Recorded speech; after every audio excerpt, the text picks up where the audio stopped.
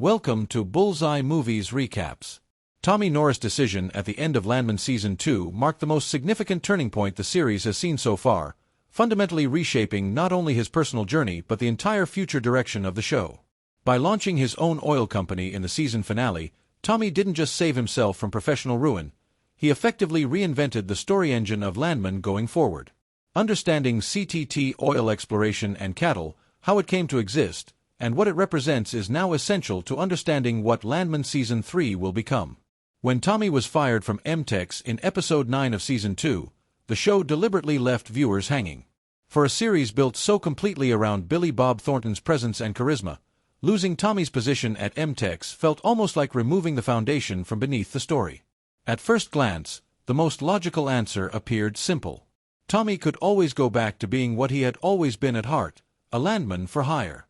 Someone like Cami Miller, now running M-Tex, would have gladly taken him back in some consulting or advisory capacity.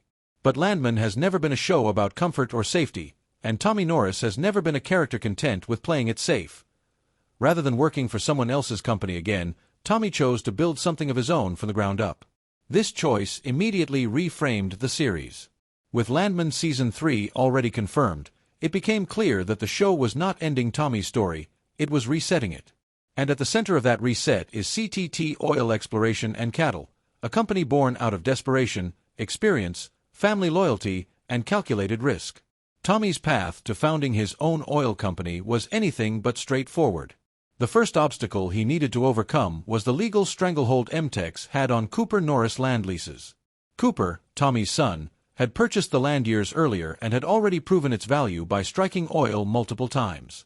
However, due to a contract Cooper signed without legal representation, those valuable leases had effectively been handed over to M-Tex.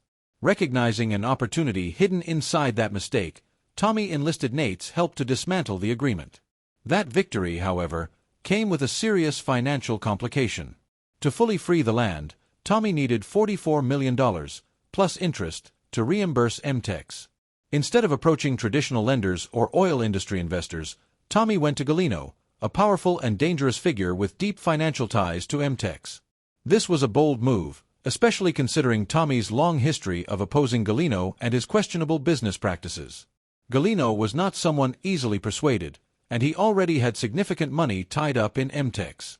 Convincing Gallino to back him was perhaps the most impressive maneuver Tommy made all season.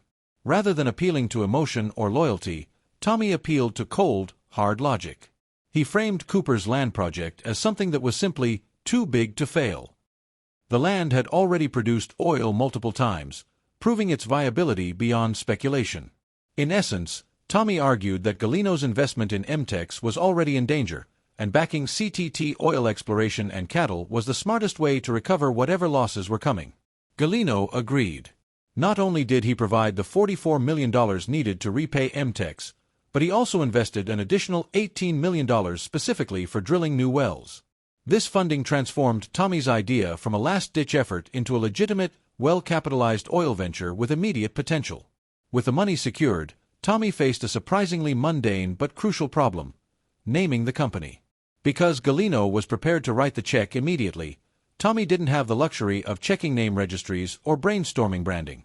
Two companies can't legally share the same name, so Tommy had to choose something unique on the spot. He settled on CTT Oil Exploration and Cattle. But Tommy deliberately added cattle, because he figured it was unlikely another oil company would have included something so out of place. It was a practical, impulsive decision, very much in character. Once the paperwork was done, Tommy gathered his family and closest allies to explain what he had built. CTT was not just his company. It was a Norris family operation, and everyone had a role to play. This decision reinforced one of Landman's central themes: business and family are inseparable, for better or worse. The leadership structure of CTT Oil Exploration and Cattle reflects both trust and experience. Cooper Norris was named president, placing him at the very top of the organization despite his youth. This was a clear vote of confidence from Tommy, signaling that Cooper is no longer just learning the ropes, he is now expected to lead. Tommy himself took the role of senior vice president, a position that allows him to guide strategy, negotiate deals, and step in where needed without bearing the full administrative burden. Thomas T.L. Norris was put in charge of overseeing drilling operations, leveraging his practical knowledge and hands-on experience in the field. Nate became treasurer, handling the financial side of the business and ensuring compliance and fiscal discipline. Rebecca Falcone was named both chief operating officer and chief counsel, giving her broad authority over day-to-day operations as well as legal matters. Dale took charge of exploration, while Ariana became the office manager, keeping the company's internal machinery running smoothly. With leadership in place, Tommy laid out the company's immediate strategy. CTT would focus on the same land Cooper had purchased back in Season 1, the land that had already yielded oil 6 separate times. Looking ahead, the future of CTT Oil Exploration and Cattle appears relatively clear. The real challenge won't be finding oil, it will be maintaining unity within the family and navigating the external pressures that come with success. Tommy, Cooper, and TL will need to work together not just as business partners, but as relatives with complicated histories and unresolved tensions.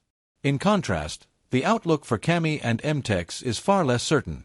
Cami's plan to rebuild the offshore gas rig carries only a 10% chance of success, and even that optimistic figure doesn't account for the numerous obstacles Tommy outlined.